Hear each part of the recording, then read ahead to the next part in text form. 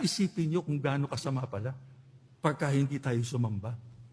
Magagalit ang ating Panginoong Diyos. At hindi lang basta galit, kundi nagalit siya ng gusto at pinarusahan niya ang kanyang bayan noon. Isipin niyo dahil sa hindi nila pagsamba sa ating Panginoong Diyos, napakatindi ng ginawa ng Diyos sa kanila. Kaya huwag tayong papayag na yung mga bagay na dapat nating maisakatuparan bilang tunay na iglesia ni Kristo ay hindi natin nagagawa. Tuparin natin, lalo na ang ganitong pagsamba.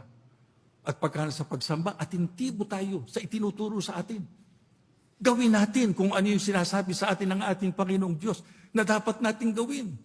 Mahal tayo ng Diyos, mga kapatid. Kaya namin itinuturo ito sa inyo. Nais naming maramdaman ninyo ang pagmamahal ng ating Panginoong Diyos.